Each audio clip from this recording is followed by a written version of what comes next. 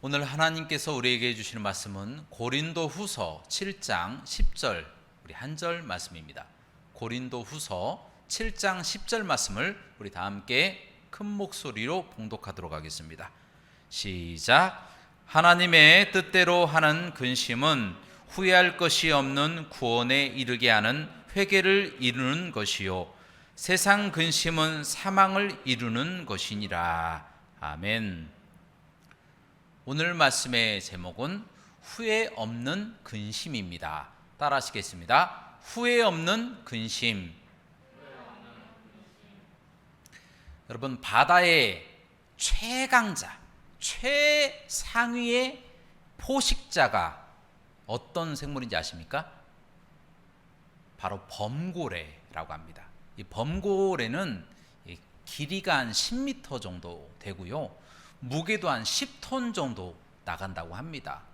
이 작은 이 어린 이 범고래가 1.8m 정도로 태어난다고 하니까 굉장히 객체 자체가 큰 거예요. 그런데 또 이 범고래가 머리도 똑똑합니다. 지능도 굉장히 좋아서요, 집단 생활을 하고 집단으로 사냥을 한다라는 거예요. 얼마나 사냥을 잘하냐면 식인 상어도 대부분 다 잡아먹고요, 자신보다 더 큰, 적어도 3배 이상 큰 엄청나게 큰 흑동고래나 다른 고래들도 잡아먹는다라는 거예요. 굉장히 머리가 똑똑하다라는 것이죠. 그런데 바다에 거의 적수가 없는 이들인데 때로는 이 적수들이 있다라는 거예요. 정말 큰 고래들, 크고 강한 고래들, 이 고래들을 또 잡아먹을 때는 자신들도 어느 정도 피해를 감수한다라는 거예요. 굉장히 많은 시간을 들이기도 하는데요, 최근에 어떤 영상을 제가 봤더니 흑동고래와 그 새끼들이 그 길가를 지나가는 거예요. 바닷길을 지나가는데 이 범고래들이 가만히 기다리고 있는 거예요. 레이더로 탐지를 하고 가만히 기다리더니 추격하기 시작하는 거예요. 그리고 금세 따라잡아서 공격을 하는 거예요. 그 과정이 적어도 6시간 정도 걸리더라고요. 6시간 동안 탐지하고 또 추격하고 또 기다리고 공격하는 그 과정을 반복하더라고요. 또 반면에 이 흑동고래와 새끼들은 또 살기 위해서 부지런히 도망가는 거예요. 전속력으로 도망가는데 이 범고래가 훨씬 빠르기 때문에 금세 따로 잡혀서 금세 또 공격을 당하더라고요. 그런데 이 흑동고래, 이 어미가 새끼를 살리려고 이 배에 자기의 새끼를 올리는 거예요. 자꾸 이 범고래는 계속 올라가서 익사를 시키려고, 이 고래를 익사를 시키려고 계속 위에 올라타는 거예요. 올라타고 머리로 계속 헤딩하니까 이 피를 뿜더라고요. 얼마나 안타까운 과정인지 모르겠습니다. 결국에는 그 어미는 도망가고 새끼만 이 범고래들에게 잡혀서 먹히게 되더라고요. 그런데요, 이 범고래들이 굉장히 잔인하다, 무섭다 그렇게 이야기를 하지만 범고래들은 하루에 아무리 적게 먹어도 230kg 정도는 고기를 먹어줘야 그 삶을 유지할 수가 있다라는 거예요. 이처럼 이 동물의 세계는 굉장히 치열하다라는 것을 제가 느끼게 되었습니다. 여러분, 사람들이 사는 사회도 굉장히 치열합니다. 물론 생존을 위해서 동물들처럼 그렇게 치고 패고 싸우고 죽이고 막 그러지는 않지만 대부분은 더 나은 삶을 위해서 그렇게 치열하게 살아간다라는 거예요. 제가 얼마 전에 영상을 봤는데요, 이 루산이라고 하는, 중국의 루산이라고 하는 산이 있더라고요. 그 산에 폭포가 하나 있습니다. 삼첩천이라고 굉장히 멋있고 예쁘고 화려한 경관을 또 자랑하기로 유명한 폭포인데요, 그 폭포를 보러 많은 사람들이 찾아간다는 거예요. 그런데 가던 도중에 포기하는 사람들도 많다는 거예요. 왜냐하면 계단이 3,000개라고 합니다. 거기는 케이블카도 없고, 그리고 굉장히 높기 때문에 웬만한 사람은 그곳까지 도착을 못한다라는 거예요. 그러나 그곳에 다행히 가마꾼들이 있다라는 겁니다. 대략 한 5만 원 정도만 주면 두 사람이 한 사람을 태우고 꼭대기까지 이 3천까지 데리고 올라가는 거예요. 어린 아이들을 데리고 올라가는 것이면 그래도 어느 정도 할 수 있지만 저 같은 어른을 데리고 올라간다, 싣고 올라간다 그러면 얼마나 힘들겠어요.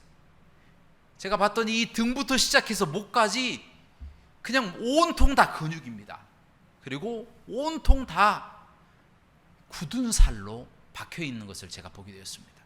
그 모습 보니까 정말 어렵겠다, 얼마나 힘들게 살아가는지, 하루하루 정말 땀을 뻘뻘 흘리면서 정말 저렇게 힘들게 살아가는 사람들도 있구나, 그와 같은 치열함을 제가 느끼게 되었다라는 겁니다.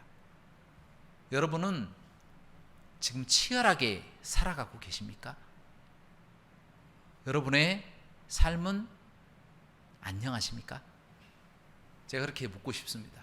물론 코로나 때문에 조금 힘들긴 하여도 생존 때문에 서로 그렇게 치열하게 살지는 않잖아요. 그래도 더 나은 삶을 위해서 여러분이 최선을 다해서 지금 살아가고 계신다라고 하는 여러분의 치열함을 저도 느끼게 됩니다. 그런데 오늘 말씀 보니까요, 이 사도 바울이라고 하는 사람이 나옵니다. 이분 또한 정말 치열한 삶을 살아간 분이에요. 이분이 예수님을 믿기 전까지는 예수님을 또 믿는 사람들을 핍박하러 다니느니라고 너무 바쁘게 살았고요. 또 예수님을 믿고 난 후부터는 복음을 선포하기 위해서 이곳저곳 다니면서 단 하루도 평안한 삶을 살지 못하고 그렇게 치열한 삶을 살아갔다라는 겁니다. 그도 그럴 것이 사도 바울을 죽이겠다고 맹세한 사람, 물도 먹지 않고 떡도 먹지 않고 죽이겠다고 맹세한 이 테러리스트들이 40명이나 쫓아다니는 거예요. 날마다 쫓아다니는 거예요. 그러니까 날마다 도망 다닐 수밖에 없는 것이죠. 또한 이 사도 바울은 하나님의 말씀을 능력 있게 선포하니까 주변에 또 다른 신을 믿는 사람들, 이런 사람들이 시기하고 질투하는 거예요. 그래서 이 사도 바울을 잡아가지고 40에서 한 대 감한 매를 5번이나 때렸어요. 그리고 살이 찢기는 채찍으로 3번이나 맞았습니다. 3번이나. 그리고 배를 타고 가다가 하나님의 복음을 선포하기 위해서 배를 타고 가다가 3번이나 파선했고요. 또 돌로 죽을 때까지 맞았다라는 겁니다. 배고프지, 잠도 잘 자지 못하지, 눈물 흘리고 하루도 평안한 날이 없었다라는 것입니다. 고린도전서 15장 31절 말씀 보니까 사도 바울이 이렇게 고백합니다. 나는 날마다 죽노라. 날마다 죽을 듯이 치열한 삶을 살아갔던 사람이 바로 사도 바울이었다라는 것입니다. 무엇을 위해서? 하나님의 복음을 위해서 그렇게 고생하였다, 스스로 그렇게 고백하고 있다라는 겁니다. 바로 이 사도 바울이 오늘 말씀, 이 고린도 후서죠, 고린도 후서, 고린도 전서를 기록하게 되었는데요, 이 고린도 교회는 사도 바울이 바울의 2차 전도 여행 때에 전도한 교회입니다. 이 고린도라고 하는 곳은 아가야의 수도입니다.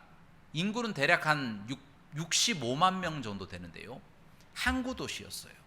그리고 상업이 굉장히 많이 발달되어 있었습니다. 또 반면에 굉장히 사람들이 부도덕한 사람들이 많았어요. 성적으로 굉장히 타락해 있었고 또 우상을 숭배하는 것이 너무 팽배해져 있었던 곳이 바로 고린도였다는 겁니다. 바로 그곳에서 사도 바울이 어렵사리 1년 6개월 동안이나 하나님의 복음을 선포한 거예요. 전도하고 복음을 선포하고 수단과 방법을 가리지 않고 그곳에서 능력 있게 어렵사리 복음을 선포해서 겨우 1년 6개월 만에 고린도 교회가 만들어지게 됐다라는 것입니다. 얼마나 행복하겠어요. 1년 6개월 만에 어렵사리 그 어려운 환경 가운데서 고린도 사람들이 예수님을 믿고 구원받고 교회까지 세워졌으니 얼마나 행복하겠습니까? 이제 안심을 하고 사도 바울은 또 다른 곳으로 전도하기 위해서 고린도 교회를 떠나서 에베소로 가게 됩니다. 그런데 문제는 얼마 지나지 않아 이상한 소식이 전해들리기 시작합니다. 고린도 교회가 타락했다네 라고 하는 불행한 소식이 전해들리게 되었다라는 겁니다. 가만히 듣고 보니까 이 고린도 교회 사람들이 당을 지었다라는 겁니다. 나는 개바파다, 나는 아볼로파다, 나는 그리스도파다, 나는 바울파다. 서로 갈라져서 교회 안에서 싸우게 되었다라는 겁니다. 또 더군다나 성적으로 부도덕한 일들이 교회 안에서도 잔뜩 일어나 버린 거예요.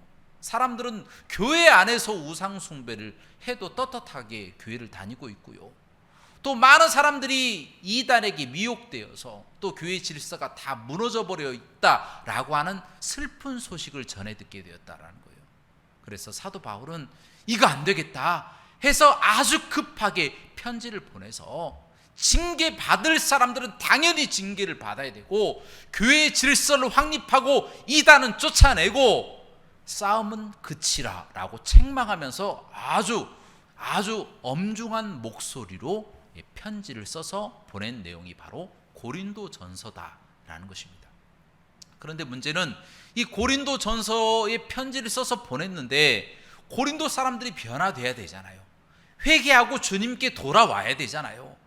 그런데 이 사람들이 도리어 자신들을 책망한 바울을 공격하기 시작합니다. 네가 무슨 사도냐? 12사도 안에 네가 들어가 있었냐? 네가 예수님을 실제로 만난 적 있어? 하면서 바울의 사도권을 공격하기 시작하는 거예요. 너는 사도의 자격도 없고 우리를 핍박하고 그리스도인들을 죽이러 쫓아다녔던 킬러 아니었었냐? 그렇게 나쁜 사람이 우리에게 복음을 선포하고 우리를 책망해 너나 잘해 라고 도리어 바울을 공격하기 시작했다라는 거예요. 여러분, 이 말씀을 우리가 보면요, 이 사람들이 왜 타락했는가 그것이 궁금하게 됩니다.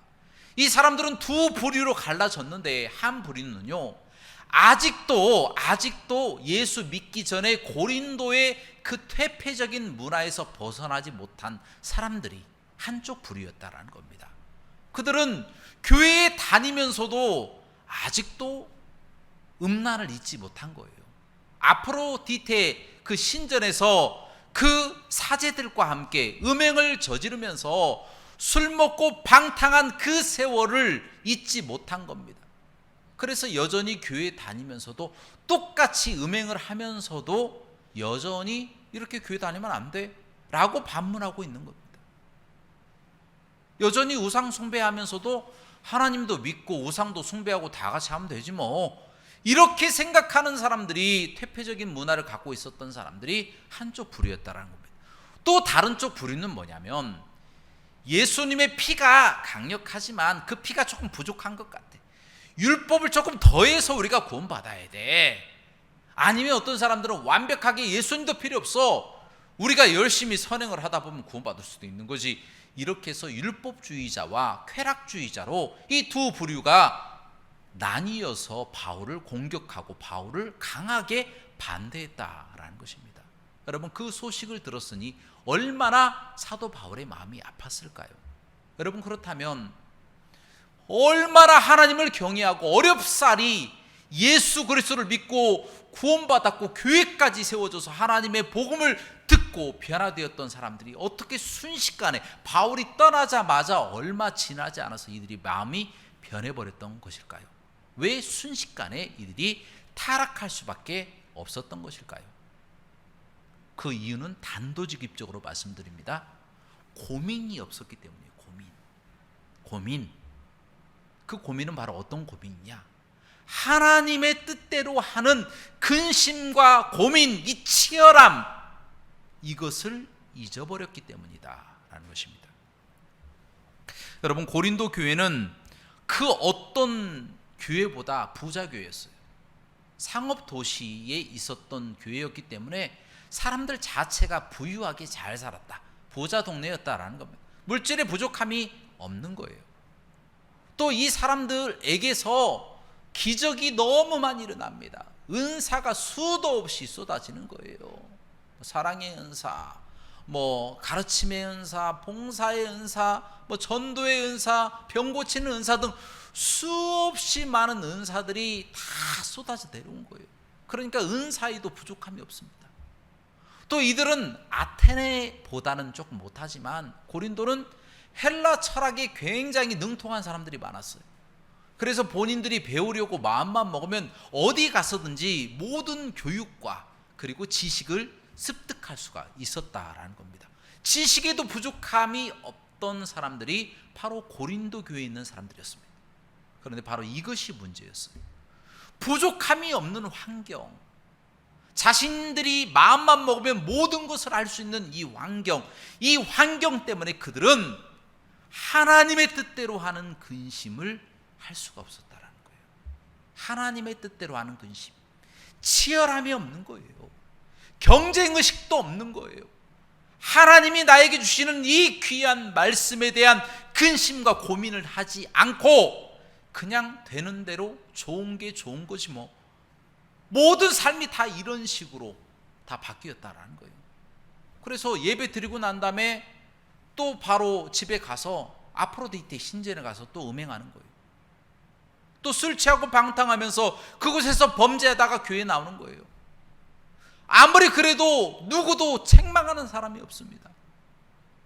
당을 짓고 그 안에서 범죄하고 나쁜 짓을 해도 이것이 잘못됐다고 말하는 사람도 없어요. 그냥 교회가 부흥되면 되는 거지 뭐. 다 이런 식으로 생각했다라는 거예요. 그 치열함과 그 고민과 근심과 긴장이 없던 그들의 신앙생활, 결국 어떻게 됐습니까? 타락해서 고린도 교회가 무너져 버려가는 그와 같은 상황에 처할 수밖에 없었다는 거예요. 여러분, 어제 서울시 광장에서 퀴어 축제가 열렸어요. 퀴어 축제, 이 동성애자들이 축제를 벌인 것이죠. 근데 그들이 여러 가지 뭐 퍼포먼스도 하고 가도 행렬도 또 했습니다. 또 심지어 신임 미국의 대사가 동성애자래요. 그래서 이 사람도 인권을 들먹이면서 동성애를 굉장히 지지하더라고요. 영국의 또 대사가 나와서 또 이야기를 하고. 참 안타까웠습니다. 그런데 문제가 뭔지 아십니까? 그곳에 목사들도 있더라고요. 목사들도 지지하더라고요. 동성애자들을 지지하고 동성애를 지지하고, 거기에 무지몽매한 성도들도 또 함께 나와서 무지개의 깃발을 같이 흔드는 것을 보게 되었습니다. 여러분, 하나님 말씀이 있으면 뭐합니까? 하나님의 말씀을 지키지 않는데, 하나님의 말씀에 무엇이라고 나와 있어요? 하나님께서 동성애자는 천국에 들어가지 못한다. 그 죄를 회개하지 않으면 천국에 들어가지 못하는 거예요. 그런데 그런 사람들을 지지하고 나서요, 그런 것이 옳다고 또 이야기를 하고 있어요. 여러분, 심지어 이 정치인들, 기독교 정치인들이 또 이 차별금지법을 또 만들어내려고 합니다. 또 그것을 찬성하고 또 그렇게 입법을 하는 것을 또 동의하려고 합니다. 기독교 정치인들이, 기독교인 정치인들이. 여러분, 차별금지법이 뭔지 아십니까? 차별금지법은 차별하지 말자, 이런 법이 아니에요. 잘못 알고 있는 거예요. 차별금지법은 동성애자들, 그렇게 하나님의 말씀대로 안 하는 사람들은 지옥 갑니다, 나쁜 짓입니다 라고 말하는 기독교인들과 일반 국민들을 벌금을 내리고, 그래도 말 안 들으면 감옥에 집어넣어버리는 법이 차별금지법입니다. 바로 그와 같은 차별금지법을 그들이 알면서도 통과시키려고 하는 거예요.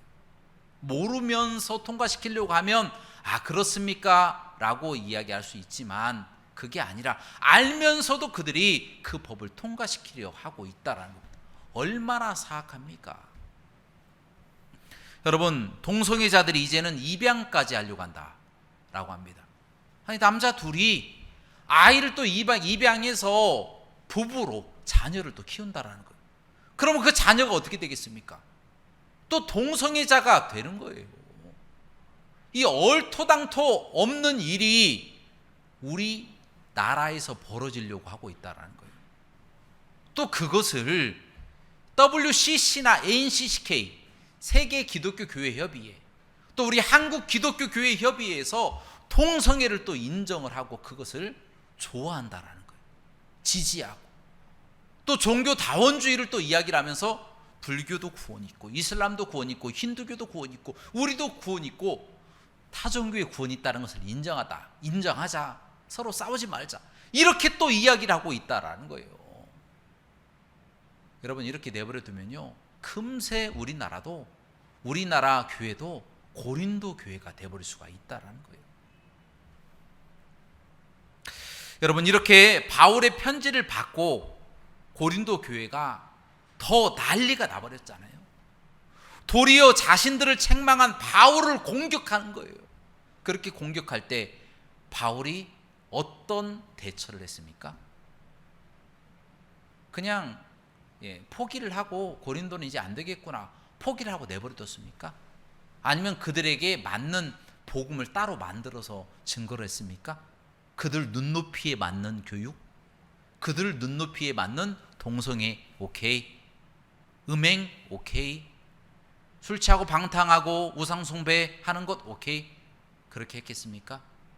사도 바울은 물러나지 않았다라는 것입니다. 물론 고민도 했을 거예요. 이들이 믿음이 없기 때문에, 말씀을 모르기 때문에 이들이 범죄할 수는 있다, 이렇게 생각은 할 수 있었을 것입니다. 그리고 교회가 굉장히 성장하는 거예요. 너나 나나 교회 가도 재밌는 거예요. 어디를 가든지 다 재밌는 거예요. 교회도 아프로디테의 신전처럼 똑같이 음행해도 되는 곳, 그렇게 바꿔버리는 그 모습, 그러니까 당연히 부흥하고 성장하고 발전할 수밖에 없는 것이죠. 그렇게 유혹이 올 수도 있다라는 겁니다. 하지만 사도 바울은 물러서지 않고 그들을 향하여 범죄한 자들을 물리쳐라, 내보내라, 그렇게까지 말씀하십니다.